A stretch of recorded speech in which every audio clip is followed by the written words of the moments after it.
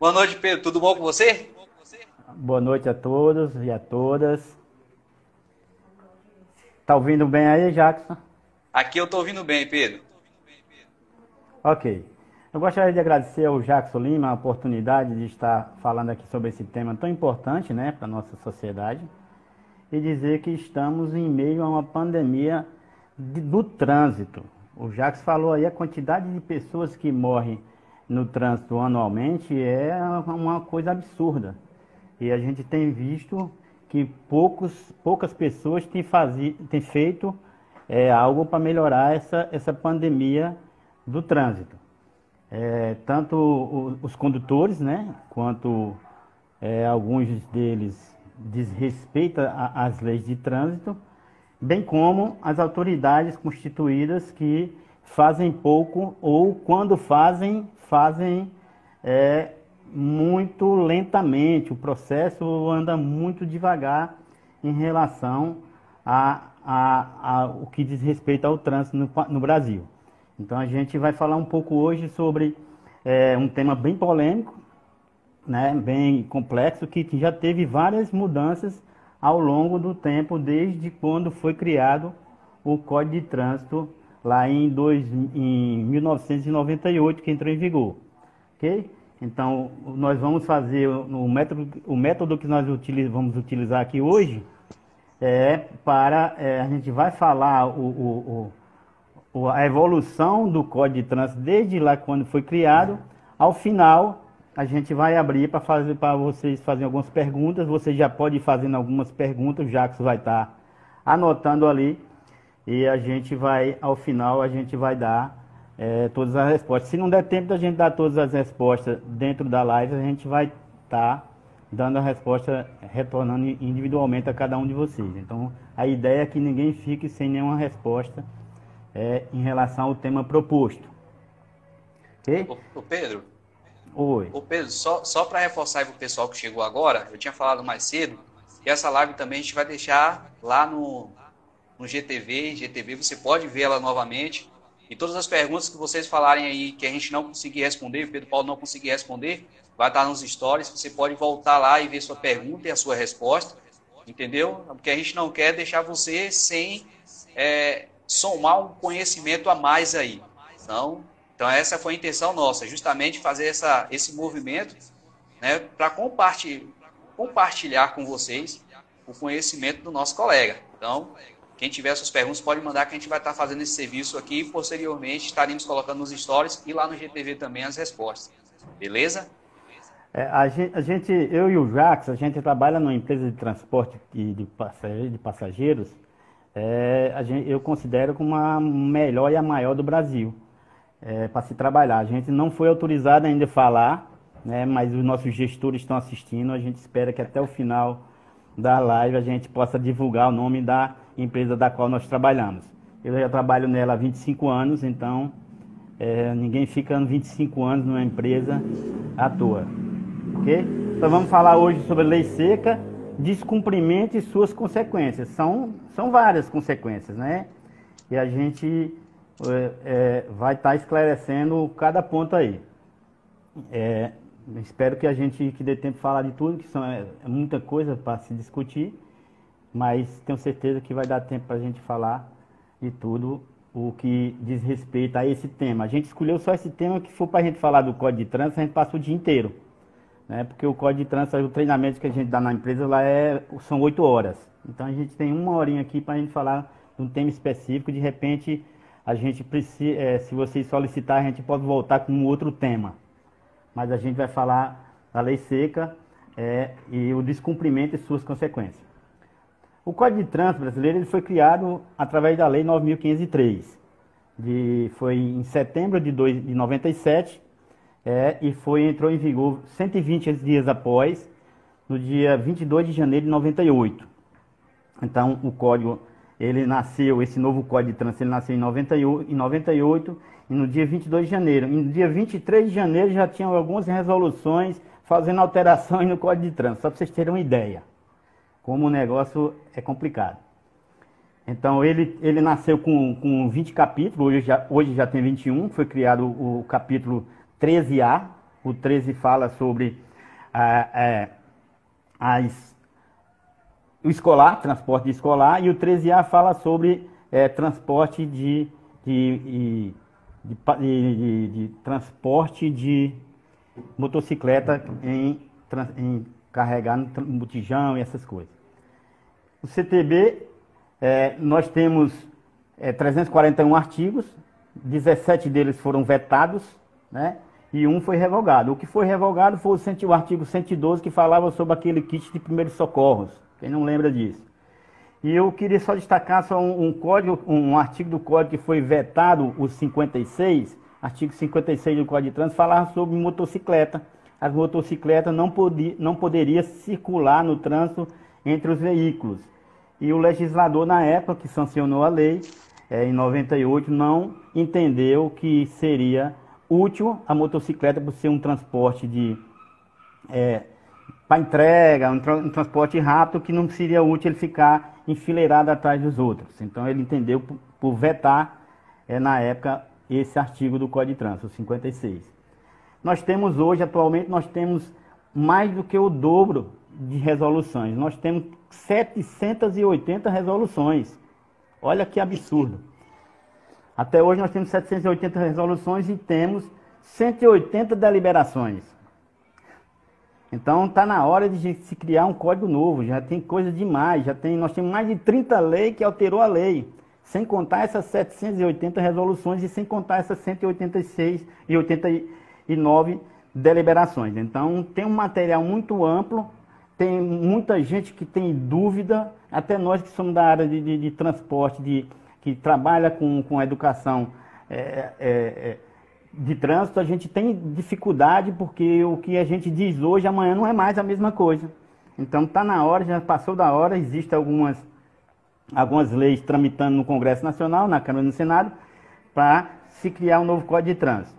Não é criando lei, não, criar uma só. Fica criando uma lei após a outra, que a gente vai falar só o que diz respeito ao álcool, vocês ter noção o tanto de leis que alterou o Código de Trânsito, que alterou somente esse tema. Então o artigo 165 do Código de Trânsito, quando ele foi criado lá em 98, ele dizia que dirigir sob influência de álcool tinha uma dosagem lá de 6 gramas por litro de sangue, e a multa era simplesmente a multa. A multa na época era R$ 191,54. Mas não tinha nem a punição administrativa. Daí então evoluiu, saiu uma lei 2 anos, 98 para 2006, se passaram 8 anos para sair uma nova lei, para dar uma temperada, vamos dizer assim, botar um temperozinho nesse artigo do Código de Trânsito. Que aí sim passou a ser gravíssima, 7 pontos na carteira, soma esses 7 pontos na carteira, e multiplicou a multa por 5. Então, R$ 191,54 multiplicado por 5 e suspensão do direito de dirigir. Apresentar uma medida administrativa, apresentar um condutor habilitado lá que não bebeu e levava o carro e assim ficava por isso mesmo. Então, a multa era R$ 957,70 e não acontecia mais nada além disso. Daí então veio a famosa Lei Seca. Quem não lembra da Lei Seca, hein? A Lei 11.705, 2 anos depois. Por isso que eu estou falando a demora que se tem para tomar uma decisão de um assunto que é extremamente importante. Beber e dirigir. Então tinha que se tomar uma decisão mais rápida. Então a Lei 11.705 é a famosa Lei Seca, que tem muita gente que pensa que só fala de álcool. Essa lei não fala somente de álcool, fala de excesso de velocidade. Então a Lei Seca ficou batizada, essa 11.705 ficou batizada como Lei Seca, porque foi o tema principal da lei. Mas não foi destinada somente a garantir os direitos e aumentar a punição para quem bebe e dirige. A medida administrativa manteve a mesma, né? Depois saiu a nova Lei Seca, olha que maravilha. Mas saiu 4 anos depois. 4 anos depois saiu a nova Lei Seca, a 12.760, de 2012. Ô Pedro, não é fazendo política, não, mas pelo que você está falando aí, então, para o pessoal entender, é tipo assim, termina a gestão de um determinado governo, entra outro, e vem um governador, um deputado, aplica uma lei, faz uma resolução, se cria assim mais outro artigo, se cria mais outras resoluções para tentar cobrir aquela, para poder dizer, não, enquanto eu estava no poder, eu fiz tal resolução pensando na população, pensando na sociedade em geral. Então, o que mais acontece é isso, né? As pessoas querendo se promover, em vez de promover o que realmente deveria ser promovido, que é a segurança e a responsabilidade com a sociedade. Quando a gente para pensar, a gente tem o trânsito aí que você falou há pouco, Jackson, a gente tem por aí, não tem número certo.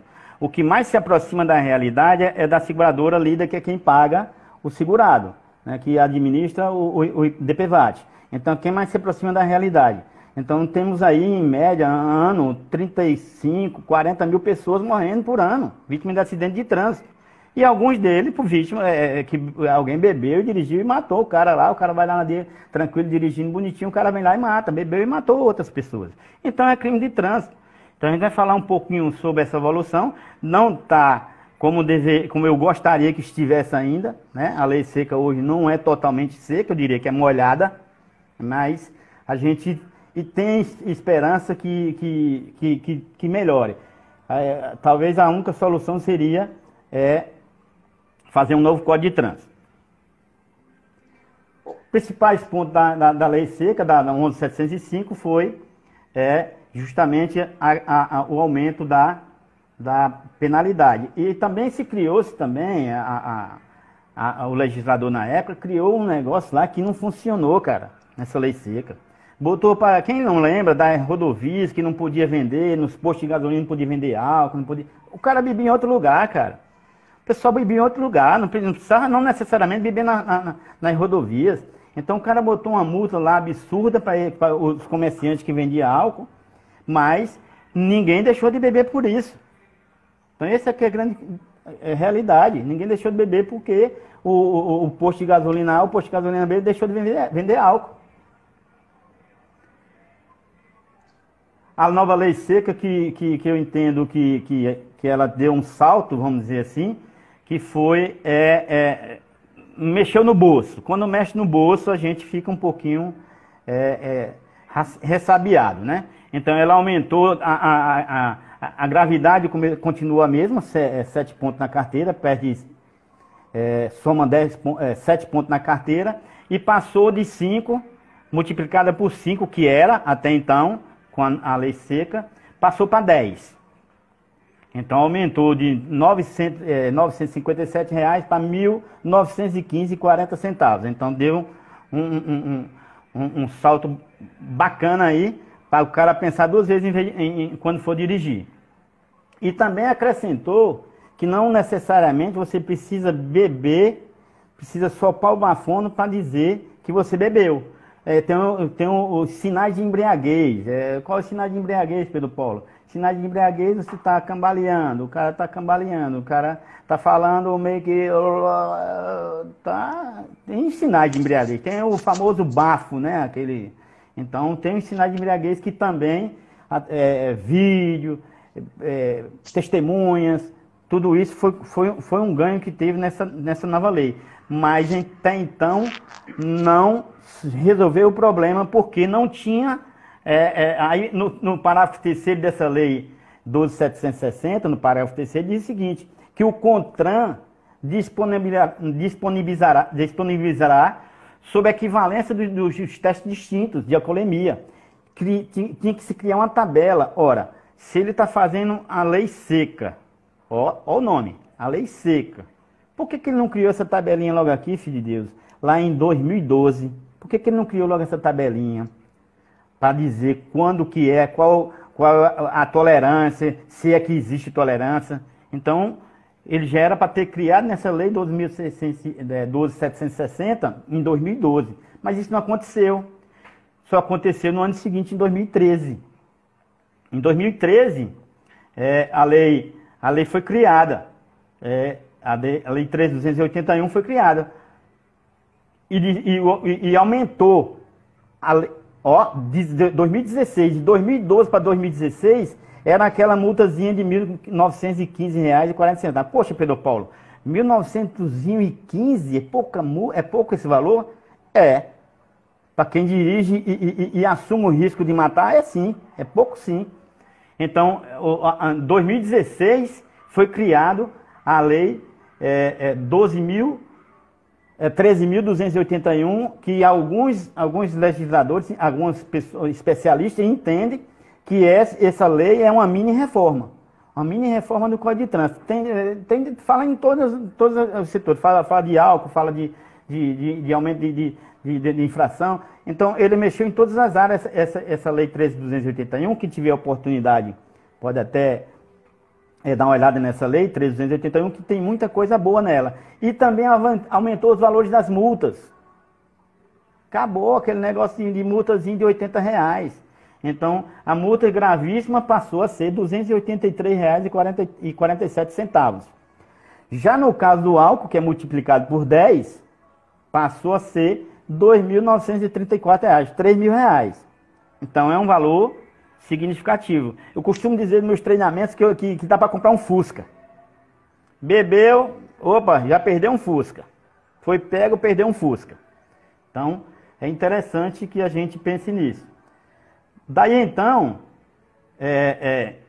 criou-se em 2013 a resolução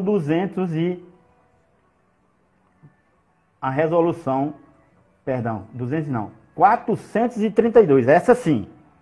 Essa resolução veio para corrigir o que o legislador até então não tinha feito até 2013. Que criou a margem de tolerância, o erro admissível, né?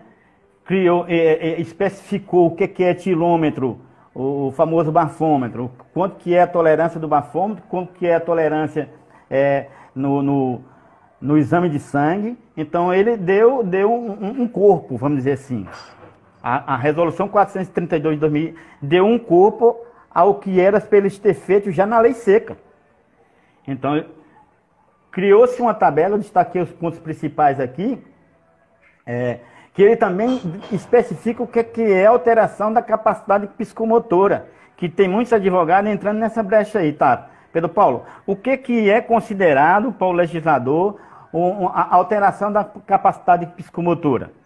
Então, era por aí que ele entrava, está lá no artigo 306 do Código de Trânsito, crime de trânsito. Então, eles entravam por aí, era a brecha que existia, era aí.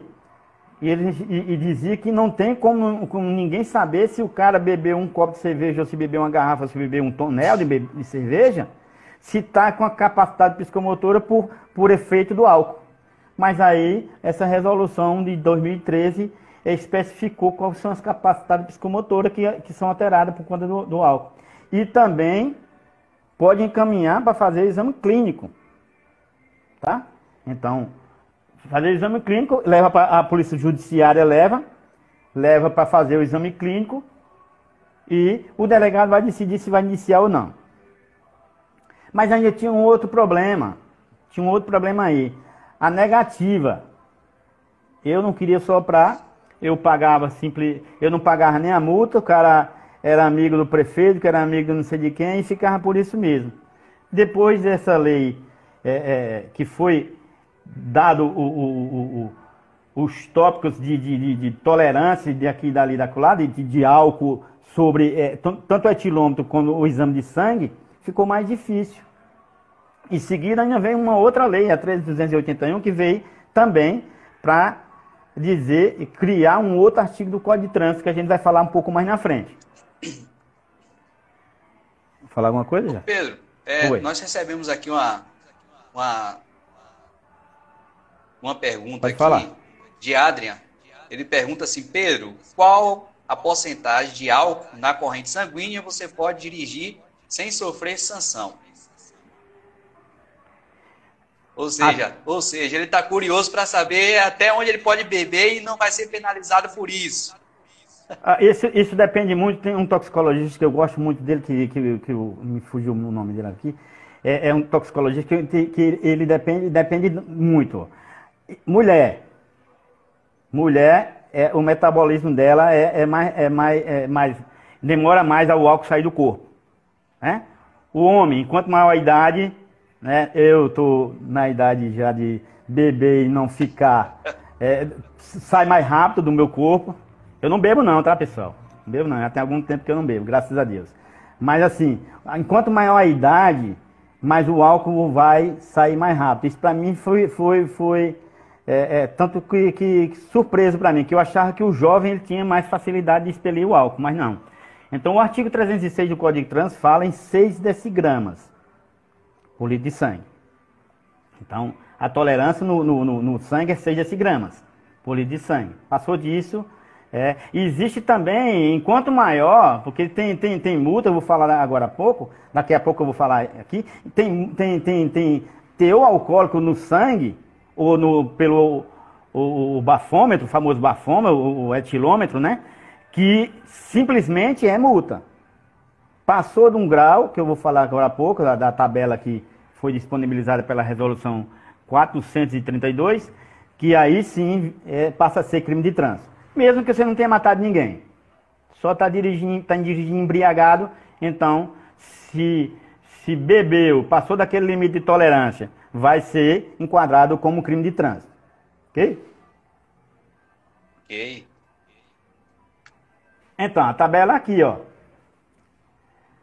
A resolução também 432 veio para reparar um gravíssimo erro que tínhamos há anos, 2013, 98 para 2013 são 15 anos.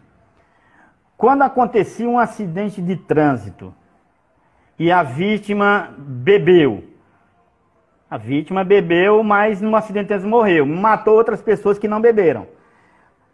Como é que ia fazer esse exame, como é que o cara ia soprar o bafômetro se ele estava morto?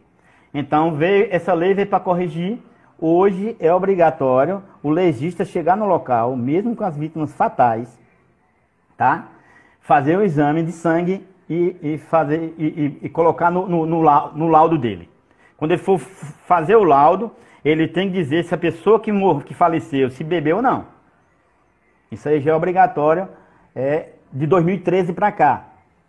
2003 para trás não era obrigatório, de 2013 para cá já é obrigatório. O legista, quando vai no local, ele já tem ciência que ele é obrigado a fazer o exame de alcoolemia da vítima fatal. Aqui a tabela, eu coloquei aqui a tabela e existe um erro admissível. Existe, o MR significa medição realizada. Se você for lá no anexo 1 da resolução 432, você vai ver isso. O MR é a medição realizada pelo etilômetro. É aquele que efetivamente deu lá no bafômetro. VC é o valor considerado para a autuação. E o erro admissível é de 0,04. Se deu 0,01, 0,2, 0,3 até 0,4, você nem multado você vai ser. Você vai pegar uma pessoa para levar seu carro, e nem multado você vai ser. Acima de 0,05 vai ser considerado, valor medido no etilômetro 0,05 vai ser considerado 0,01. 0,6, 0,2, 0,7, 0,3 e assim por diante. Até 0,33. 0,33 vai dar 0,29 no valor considerado. Valor medido 0,33, considerado 0,29. 0,34 já entra como embriaguez, crime de trânsito. Mesmo que você não tenha matado ninguém. Você bebeu, caiu num bafômetro, caiu numa blitz lá, ou que você foi lá soprar o bafômetro, o etilômetro, e deu 0,34 ou mais. Crime de trânsito. Aí você vai ser encaminhado para a polícia judiciária para fazer os procedimentos até que chegue ao final do processo. Alguma pergunta, Jacques? Não, só quero fazer só uma observaçãozinha aqui. Eu estou anotando todas as perguntas aqui para no final ver se a gente consegue responder, né? Uma a gente já conseguiu responder aí, É só fazer uma observação, a gente teve autorização aí de Delmar, muito obrigado, Delmar, por falar qual empresa que nós trabalhamos. Tanto eu quanto o Pedro Paulo, nós trabalhamos na Aviação Águia Branca, né, uma empresa realmente que se preocupa com a segurança, né, da sua atividade, porque assim, a gente transporta vida, que é o bem mais precioso. Então, não tem como você substituir a vida de alguém. Então, a gente preza muito por isso, né, a segurança desse passageiro. E algo que me chama muita atenção, Pedro, que antes de todas as nossas viagens, para vocês que não sabem, antes de todas as nossas viagens, nós realizamos teste de bafômetro com todos os nossos motoristas. E esse equipamento, ele é anualmente aferido, né, pela empresa responsável e com a emissão do laudo do Inmetro. E tem uma curiosidade, quando esse bafômetro ele retorna para a gente, antes de colocar para realizar os testes, nós colocamos para fazer alguns testes paralelos para confirmar, para verificar, né, o resultado do bafômetro, como ele veio de lá, né, da aferição. E geralmente quando ele chega cá, no início, quando a gente inicia fazendo os testes, ele começa a dar 0,1, 0,2, 0,3, e a gente retorna, já que tem aquela questão do tempo de garantia, a gente retorna normalmente o equipamento para a empresa autorizada, e aí começam os questionamentos. Ah, mas a PRF até 0,04 não tem proibição nenhuma. Vocês quer zero? Não. Nós trabalhamos zero. Se deu 0,01, nosso motorista não realiza a viagem. Aí começa aquela confusão, porque a resolução, como você falou, e ela permite, né, esse possível erro até 0,04. E cá não, nós trabalhamos com 0,00. Então, se deu alguma alteração diferente disso, automaticamente é anomalia, né? Então, quando esse equipamento vai, que ele retorna, a gente, antes de colocar para a operação, a gente faz esses testes, e quando fazer um teste que acontece isso, a gente não quer erro, a gente quer algum equipamento preciso, justamente para quê? Para manter a nossa segurança e a segurança dos nossos passageiros, não é isso? Isso aí. É importante lembrar também que até nem os motoristas, os que não vão viajar, que estão lá no plantão, na reserva, que não tem escala definida, está lá no plantão, eles também fazem um procedimento de sopragem de bafômetro. Caso ele vá viajar, ele já fez o procedimento. Então, até os que não vão viajar, que estão no plantão, eles também fazem o procedimento de bafômetro. Também é importante lembrar que a lei seca, como eu falei aqui há pouco, a lei 11.705, ela é de 2008. Precisamente no dia 19 de junho de 2008. Ela saiu no dia 19 de junho de 2008, essa lei seca. 10 anos antes a gente já fazia teste de bafômetro lá na empresa. Então a lei seca na Águia Branca, na aviação Águia Branca, ela veio 10 anos antes da lei seca do governo federal. Então é importante destacar isso aí. Então, quando foi criado lá o artigo 165, também fazia observação disposto do artigo 4º do artigo 270 do Código de Trânsito. E dizia também que aí foi uma melhora que deu aí, que aplica, o parágrafo único diz o seguinte: aplica-se em dobro previsto nesse artigo, caso de reincidência do cidadão no prazo de 12 meses. Então, soprou o bafômetro hoje, caiu numa blitz, soprou o bafômetro. Em 12 meses depois, até 12 meses depois, se cair de novo no bafômetro, essa multa vai ser dobrada. Em vez de R$ 2.930,74, vai ser ela dobrada, vai ser quase R$ 6.000. Aí dá para comprar 2 Fusca. 6 mil já dá para comprar 2 Fusca. Me perdoe, pessoal, aí quem tem Fusca que vale muito mais que qualquer carro importado, tá? Eu tô falando, não tô diminuindo quem tem Fusca, não. Pelo amor de Deus, não pensa assim, não. Aliás, já que você tem um Fusca, não vende por dinheiro nenhum, tá? Pedro, teve uma pergunta aqui, não sei, posso colocar alguma outra pergunta ou você vai dar continuidade aí agora ainda? Pode ir lá. Pronto, só para dar uma pausazinha aí, tem 2 perguntas aqui, na verdade, são a mesma pergunta, mas 2 pessoas perguntaram diferente, né? Cris e Indy Melo. As perguntas foram o seguinte: minha carteira venceu em janeiro, porém, só dei entrada em março, não consegui pegar no saque, devido à quarentena. Posso rodar sem a nova habilitação, sem a nova CNH? Sim, a resposta é sim. Ó, saiu, manda ela, como é que é o nome dela? Cris? Cris Melo Não, desculpa. Cris foi uma e a outra foi Indy Melo. São duas pessoas, mas as perguntas são as mesmas. Ok. Saiu agora há pouco a última deliberação. Lembra que eu falei de resoluções e deliberações? Saiu 5 deliberações agora. Deliberação é quando o presidente do CONTRAN, ele toma a iniciativa de fazer sozinho. Ele vê a situação como a Covid-19, por exemplo. Ele viu a situação complicada e ele tomou a decisão porque é mais rápido. Quando precisa de uma certa urgência, o presidente do CONTRAN pode fazer isso. Assim como o presidente da República edita decreto, ele pode editar uma deliberação. Então o presidente do CONTRAN fez isso. Achei até bacana da parte dele, cara. São 5 deliberações. Começa na 185 e vai até a 189. São 5 deliberações que ele está tratando exatamente disso, dos prazos. Prazo para recorrer multa, prazo a multa não vai chegar mais na sua casa. A partir de 20 de março, quem cometeu alguma multa a partir de 20 de março, ela não vai chegar mais na sua casa. Ela só vai... E esse tempo é indeterminado, tá? Enquanto durar a pandemia, esse tempo não vai contar mais prazo. Porque toda multa tem um prazo para recorrer, tem todo um trâmite legal. Tem um prazo para recorrer, chega primeiro a notificação de autuação, depois chega a notificação de penalidade, tem todas as esferas para ser recorrida, né? São 3 esferas que você pode recorrer. Então, e o melhor, não paga a multa. Enquanto estiver tramitando, não paga a multa. Mas enquanto estiver durando essa pandemia, o presidente do CONTRAN editou 5 resoluções extinguindo prazo. E só vai começar a chegar a multa mesmo a partir de 20 de março. A partir de 20 de março. Só vai chegar a multa quando voltar, quando acabar a pandemia. E os prazos também estão suspensos.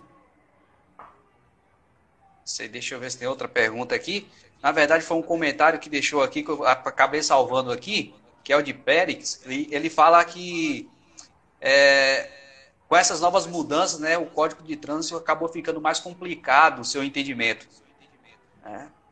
Então, é um comentário que ele faz aí em relação àquelas resoluções que você até citou aí, que surgiu para corrigir uma falha que tinham colocado na resolução anterior. Aí, antes de fizeram outra correção, criaram outra resolução, acabando ficando algo mais complexo aí em relação a isso, do entendimento. Exatamente. Só voltando aqui para a gente falar um pouco dessas resoluções. A resolução 780, que é a última que saiu, a última resolução que saiu é 780. Foi em 26 de junho de 2019. Depois disso, não saiu mais nenhuma outra resolução. Ela revoga as resoluções 729, revoga 733, revoga 741, 748, 770 e altera a deliberação 183. Então, tem muita resolução que derruba uma outra. Essa resolução de 780, vou falar o tema aqui, todo mundo vai lembrar, são sobre as placas do Mercosul. As placas do Mercosul já foi e voltou não sei quantas vezes. Parece até que é um problema político. Eu não quero entrar em detalhe o que é o meu pensamento em relação a isso, porque eu não quero... não é o nosso objetivo aqui. Não é o objetivo, não é falar de política, nem é falar do Código de Trânsito. Então, o que me parece ser um problema político, porque tem resoluções que derrubam 5, 6 resoluções de vez. Puf, uma tacada só derruba tudo. Assim, bem como as deliberações. Também derruba também um monte de coisa. Então, para você que está querendo ficar atualizado, não adianta você comprar aquele códigozinho lá na livraria, porque um mês depois ele já está desatualizado. Então, importante vocês pensar sobre isso. Outro comentário que ficou aqui, Pedro, fixado, que é bom ressaltar, né, que Francis Souto, ela faz o seguinte comentário: nossa, então a vítima fatal também é examinada? Não sabia. Isso para ver a questão da informação, como ela deve ser disseminada, né? Essa questão de você transmitir o seu conhecimento. Exatamente. Então, mais alguma, Jackson? Não faz muita pergunta difícil não, viu, Jackson? Não, o pessoal tá pegando leve com você aqui. Não, teve um aqui, Adrian, prazer, ele falou que é neto Antônio Patrício, né, fera também ali, conhece bastante, abraço aí para vocês. Ele diz o seguinte: se for possível, fala um pouco aí da resolução 396. E aí, consegue sair alguma coisa aí? A 396, a gente vai fugir um pouquinho do tema, mas não tem problema não. Acho que é cabeção, o povo fala que eu tenho a cabeça grande, que armazena muita informação. A 396, assim como a 432, ela tem uma tabelazinha, ela fala de excesso de velocidade. Excesso de velocidade. E tem também a margem de tolerância, que é de 7 km por hora. Isso para radar. Nós estamos falando de radar, não estamos falando de legislação não, porque se tiver algum acidente de trânsito, você vai ser julgado pelo que deu lá. Se for, um carro tiver tacógrafo, for um carro que tenha tacógrafo, que deu lá no tacógrafo. Se for essa tolerância é para radar, certo? Se for um crime de trânsito, o que está lá no tacógrafo. Então, são 7 km, até 110 km por hora, a tolerância é de 7 km. Exemplo, 80 km por hora, a placa regulamentada é 80 km por hora. Eu posso ir até 87 sem cometer infração. O radar tem a mesma tolerância que tem no bafômetro de 0,04, tem no radar de 0,07, ou de 7 km por hora. Então, 80 km até 87 não tem, o radar não tem essa tolerância já dentro do radar. 396 fala especificamente disso. Porque antes no Código de Trânsito, o 218 do Código de Trânsito, artigo 218 do Código de Trânsito, é que fala sobre velocidade. Só que no 218, até então, lá em 98, não tinha essa medição por radar, móvel nem fixo. Então, depois que foi criado, foi necessário criar a resolução 396 para adequar a nova legislação com o que estava sendo praticado nos dias atuais. Beleza? Pedro Paulo, fizeram um comentário aqui agora dizendo o seguinte: o radar pega no nosso pé. Concorda com essa afirmação que o radar pega no nosso pé, ou você que pega no pé para passar do radar? Rapaz, o radar não pega no pé de ninguém. Quem vai determinar a velocidade que você quer rodar é seu pé, é você. O radar, ele está ali somente para, vamos dizer assim, é um X9. Está lá para denunciar a infração que você cometeu. Pedro Paulo, você concorda com a velocidade estabelecida para as vias? Aí é outra história. E como eu prometi, não vou dizer a minha opinião em relação a isso. Mas quem determina a velocidade que você quer trafegar é você. O radar está lá simplesmente para cumprir o que foi determinado por ele. E outra coisa, o radar é frio, tá? O radar não quer saber se é Pedro Paulo, instrutor de trânsito há 50 anos de experiência, ou se é um amador lá que está dirigindo pela primeira vez, não. Ele é frio. Ele não distingue de pessoas, não. Caiu na malha. Podemos voltar ao assunto? Pode voltar. Só fazendo uma ressalva aqui, fizeram uma pergunta aqui se os radares em todo o país estão funcionando. Existe radares que eu não pagaria para ver. Primeiro ponto. Mas assim, o radar, ele tem um contrato. Um contrato se for rodovia estadual com o Estado, se for rodovia federal com o governo federal. Então existem uns contratos. Eu não sei quando que foi iniciado o contrato, nem quando foi encerrado. Então, eu não pagaria para ver, não. Eu costumo respeitar as normas de trânsito. Beleza, mas vamos voltar aqui. Se alguém tiver mais alguma pergunta aí, a gente vai deixar anotado aqui. Mas para a gente não perder mais tempo em relação à lei seca, né? Até porque tem pessoas aí que a gente sabe que está nessa curiosidade aí para conhecer, para saber até onde pode ir, né? Naquele projeto que a gente fala que é o chamado roleta russa, até onde eu posso ir, até que hora eu posso beber. Então, fica aí vocês novamente com essa explicação mais clara. Ô Jacques, tem uma Francis Souto aqui que está perguntando, distingue só a velocidade. A velocidade é 7 km por hora, se ela chegou agora, eu vou repetir. 7 km por hora em relação ao que está estabelecido para via ou para rodovia. Se é 80 a rodovia, você pode ir até 87 e não será notificado. Se você passou disso, você será notificado. Se é 100, 107. A partir de 110 km por hora que ela muda. Mas até 110 é 7 km de tolerância. Tolerância. Porque essa tolerância é por erro admitido pelo aparelho, pelo equipamento. E não porque você tem essa tolerância que você vai andar 87, vai andar 107, vai andar, enfim, vai gastar essa tolerância. Isso aí é a tolerância por erro admissível do aparelho. Esse aparelho também tem que ser aferido também, como o Jacques falou ali, uma vez por ano. Se esse aparelho, você foi multado e veio lá na multa, que ele tem a obrigação de vir embaixo da multa, a data da última aferição. Se ele for aferido por mais de um ano, você pode entrar com recurso que você ganha. Tudo é um ano. E aí, Jacques, podemos? Pode seguir, pode seguir. Então, o artigo 310 do Código de Trânsito, falando de álcool, lembra que a gente está falando só de álcool, mas isso não impede de você mandar outras perguntas não, tá, gente? A gente vai responder todas as perguntas. A gente escolheu esse tema porque o tempo é curto e a gente não consegue dar conta de todos os temas do Código de Trânsito, mas as perguntas a gente vai estar respondendo ou agora ou depois da nossa live. O artigo 310 do Código de Trânsito ele é mais rigoroso ainda, porque ele trata de crime de trânsito. Permitir, confiar ou entregar a direção de veículo automotor a pessoa não habilitada, com habilitação cassada ou com direito de dirigir suspenso, ou ainda que seu estado físico e mental ou por embriaguez não esteja em condições de conduzi-lo. Detenção de 6 meses a 2 anos, de 6 meses a 1 ano, ou multa, tá? Então, eu queria só destacar aqui o artigo 306 do Código de Trânsito, que é objeto de muita discussão, que muito se fala que é brecha, porque não tem como a capacidade psicomotora ser alterada, mas aí o legislador, se o CONTRAN que resolver essa parada. A gente fala daqui a pouco. Aí a lei 13.281, lembra que eu falei que a 13.281 é uma mini reforma de um Código de Trânsito?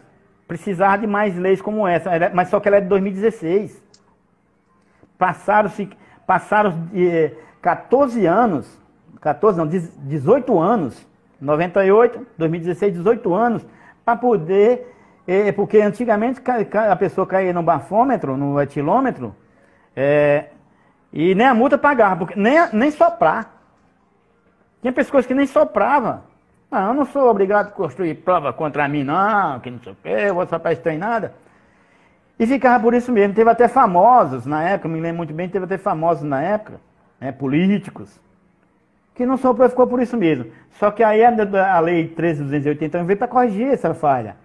Mas, como eu digo, muito atrasado, o negócio demora demais para andar.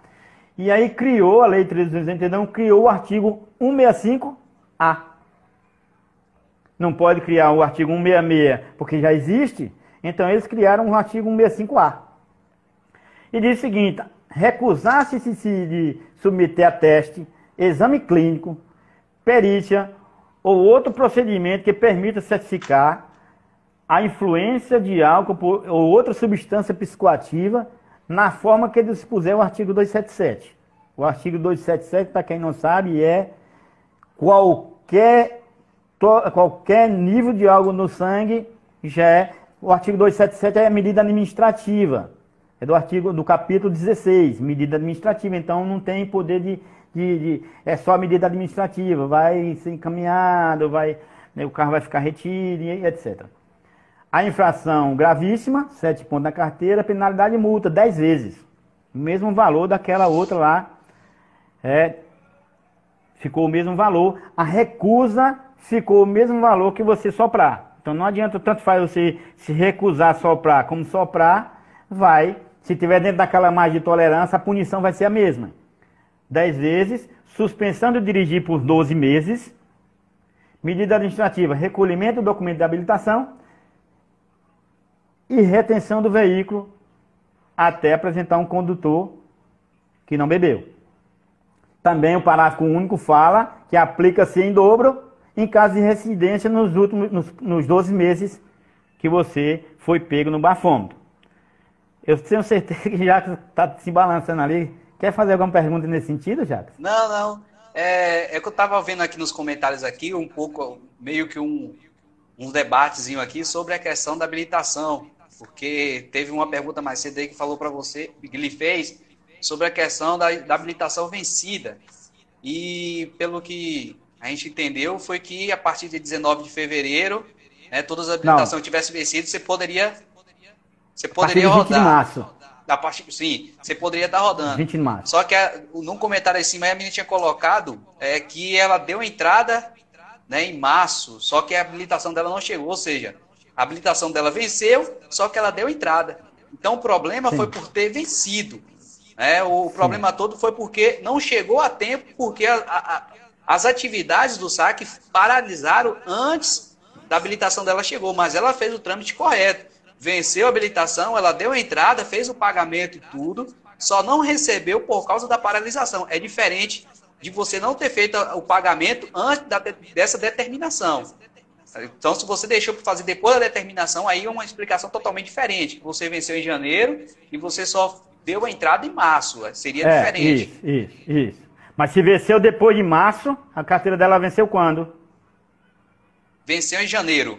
Venceu em janeiro, ela deu entrada em março. Março, acho que foi fevereiro. É só voltar aqui nos comentários aqui em cima, Pedro. Mas acho que foi isso mesmo. Ela deu entrada em março. Foi em março. Aí é outra coisa. Porque assim, o Código de Trânsito também fala no artigo 162 do Código de Trânsito, diz o seguinte, que você tem até 30 dias para rodar após o vencimento. Ok? Ela venceu em 19 de fevereiro, ela tem até 19 de março para rodar. Sem que seja multada por conta disso. São 30 dias de tolerância após o vencimento da sua habilitação. Artigo 162 do Código de Trânsito. Então, se ela deu após os 30 dias, aí ela não tem direito de rodar, não. Mas se ela deu entrada antes dos 30 dias de tolerância, ela tem direito, sim. Só confirmando aqui, venceu em janeiro. Venceu em janeiro, ela deu entrada em março. Então, ela passou até os 30 dias. Ela perdeu até os 30 dias, que seria em fevereiro. Se ela tivesse dado ainda em fevereiro, então ela estava dentro desse prazo. Exatamente. Então ela não pode, nesse caso aí, nesse caso específico, ela não pode dirigir, não.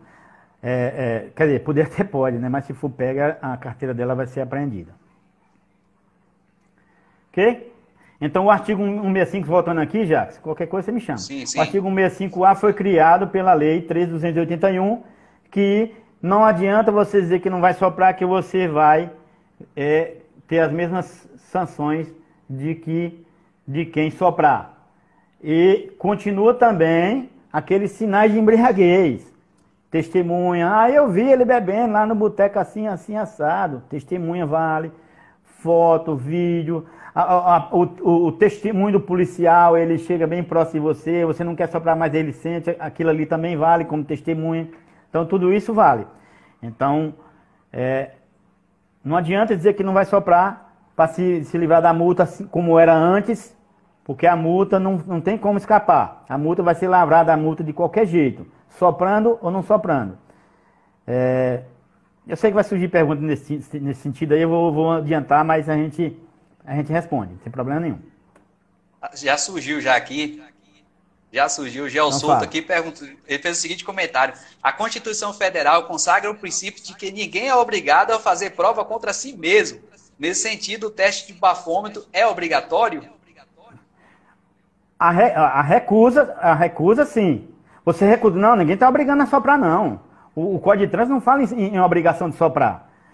O artigo 165A, é um direito que você tem não fazer o teste, de você não se incriminar, se auto-incriminar. É um direito que você tem. Porém, se você usar desse direito, você vai pagar a multa do mesmo jeito. E da multa não escapa. O que é que vai... eu posso ser incriminado por isso, Pedro Paulo, porque me neguei a soprar o bafômetro? Não. Só se tiver outros sinais. Você não soprou o bafômetro, mas você está capengando, cara. Precisa dizer que você bebeu? Cambaleando, tá com a voz... não está falando coisa com coisa. Precisa dizer que bebeu? Então vai ser encaminhado à Polícia Judiciária, né, por esse motivo, e lá o delegado vai tomar as providências cabíveis. Se for levar para o hospital para fazer exame clínico, vai. É o delegado que vai decidir isso. Pedro Paulo, a gente teve só das boas-vindas aqui, algumas pessoas que chegou aí, Fernando Saulo, José Ramos, Eduardo Maio, Leonel, Gilmar Gonçalves de Abreu, João Carlos, da Cruz Pascoal, Wesley Dias, sejam todos bem-vindos aí. Se tiver alguma pergunta, pode fazer. José Ramos fez a seguinte pergunta aqui, Pedro. Se você acha que as penalidades hoje aplicadas aos que caem na lei seca é satisfatória? Ou seja, mesmo tendo aumentado esses valores aí, está sendo satisfatório? O resultado realmente está tendo algum efeito? Eu falei que não ia dar minha opinião, mas eu vou abrir uma exceção para Zé Ramos, que é parceiro. Eu acho que não. Eu tenho certeza que não. Acho não, eu tenho certeza. Na minha opinião, eu sou bem conservador, na minha opinião é 0-0. Assim como a Águia Branca faz, 0-0. Então eu acho que está faltando ainda uma nova lei, talvez até o novo Código de Trânsito aí possa vir com uma novidade em relação a isso. Eu acho que 0-0 e fim de papo. Então a pessoa tem todo o direito de se defender lá na justiça, tem todo direito, mas o que não pode é você bebeu, pocou muito e matou uma pessoa que vem de lá com a sua família toda lá, sem ter nada a ver com isso, porque você gosta de tomar um golinho. Eu acho que direção não combina, álcool não combina com direção. Eu acho que não está ainda como eu gostaria que estivesse, né? Porque nós vamos falar aqui na frente, mas o porquê. Vai adiantando aí que você começou a falar, mas o tempo está correndo. Isso, vamos lá. O artigo 302 veio com alteração do seu início lá que nós falamos. Lembra que nós falamos da evolução? O 302 fala praticar homicídio culposo na direção veicular. E foi acrescentado o parágrafo 3º pela Lei 13.546 de 2017. Ó, 2017, cara, nós estamos falando. Ainda teve ajuste no artigo 302 de 2017.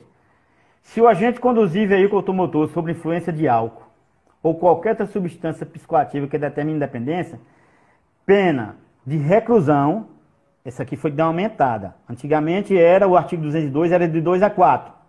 De 2 a 4 anos. Agora deu uma encorpada. Pena de reclusão de 5 a 8 anos. E suspensão e proibição do direito de dirigir. Então saiu de 2 a 4 e aumentou e foi para outro patamar de 5 a 8. Então, o motorista que bebe e dirige ou usa substância psicoativa, qualquer outra que determine independência, ele passou de 2 a 4, a punição dele, e vai agora de 5 a 8. Então, deu... para quem não sabe da lei, que eu acho interessante pensar 2 vezes antes de beber e dirigir, ou fazer outra substância psicoativa para dirigir, que se for pego, a pena aumentou aí, dessa vez agora, neguinho vai tirar xadrez. O artigo 303 fala de lesão corporal. Essa mesma lei, 13.546, fala também uma turbinada na lesão corporal. Praticar lesão corporal na direção veicular, pena de 6 meses a 2 anos, suspensão de direito de dirigir, e ela também é aumentada de 1/3 a metade se praticar na faixa de pedestre, se for dirigir, for motorista de ônibus, tudo isso aumenta de 1/3 a metade a lesão corporal. Até na privativa de liberdade é de reclusão de 2 a 5 anos. Lesão corporal aumentou também de 2 a 5 anos. Então, homicídio culposo passou de 5 a 8 e a lesão corporal também aumentou de 2 a 5. Então, fica mais complicado aí a gente... Isso se tomar cajibrina, beber. Então, por que ninguém... Vou responder logo uma pergunta aqui que talvez alguém possa fazer. Por que ninguém é preso, então, por crime de trânsito? Porque o artigo 18 do Código Penal diz o seguinte: crime culposo e doloso. Os crimes de trânsito são todos culposos. O que é um crime culposo? Quando você matou, mas não teve a intenção de matar. Então a pena é reduzida. O crime doloso, eu também não sou a favor do crime doloso. É quando você realmente teve a intenção de matar. Você pega uma arma e matou alguém, você teve a intenção de matar, cara. Ou você pega um carro e atropela um monte de gente, passou por cima na passeada, enfim, teve a intenção de matar.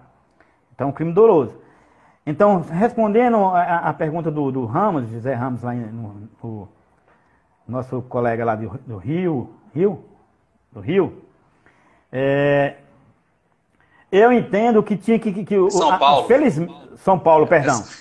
Felizmente tem alguns juízes, alguns delegados que encaminham para a promotoria, promotor encaminha a denúncia para o juiz.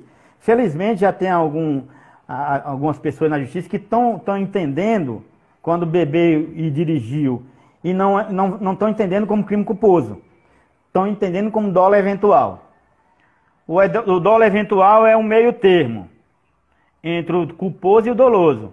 Ele não tinha intenção de matar o dolo eventual, mas ele assumiu o risco.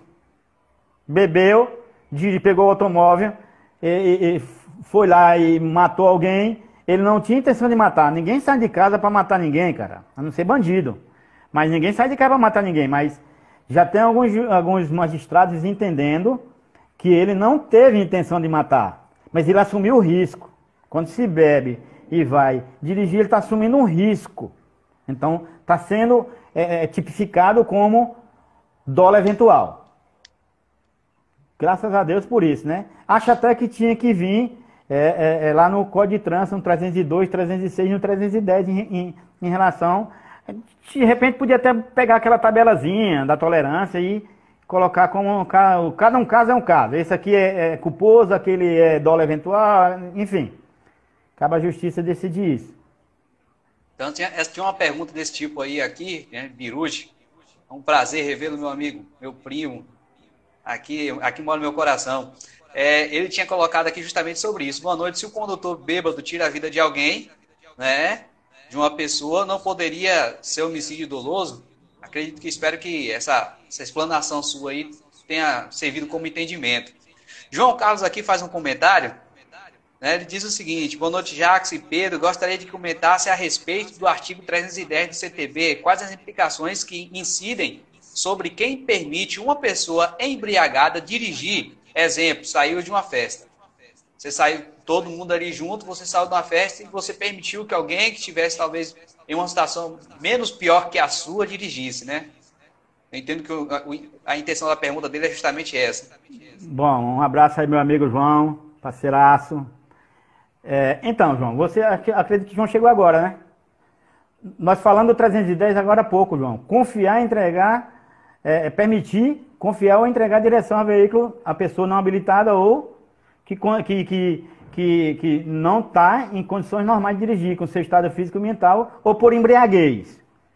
Detenção de 6 meses a 1 ano ou multa. Essa multa, gente, não está aqui, não é a multa do Código de Trânsito, não, tá? Essa multa aqui, porque isso aqui é crime de trânsito. Vai ter todo um processo, vai ter encaminhado para a Polícia Judiciária, que vai para o Ministério Público encaminha para o Judiciário, e aí o Judiciário, dependendo do seu histórico, nunca fez isso, tem réu primário, residência fixa, então, enfim. Todo esse processo, o juiz vai estipular uma multa. Ou ele pode simplesmente dar uma sentença condenatória, não sei. Aí só quem depende somente do juiz. Isso aí, mas está aqui bem claro no artigo 310 que confiar, permitir ou entregar a direção a pessoa que ou embriagada ou não tem habilitação, com área caçada, enfim, 6 meses a 1 ano ou multa. Dá o tchauzinho pra galera que apareceu pra mim aqui, só apareceu agora, restando 10 segundos aí pra encerrar, que vai cair a live. A gente vai voltar depois novamente, em outro dado momento. Só para deixar registrado aqui, pessoal, Pedro Paulo estava dando as informações aqui, mas infelizmente só apareceu para a gente aqui, já no final, o tempo estimado, né? Mas fica aí os nossos obrigados para vocês que participaram dessa live. Obrigado conosco até esse momento. Obrigado pela parceria e a paciência. Que Deus abençoe cada um de vocês. Fique com Deus e até mais.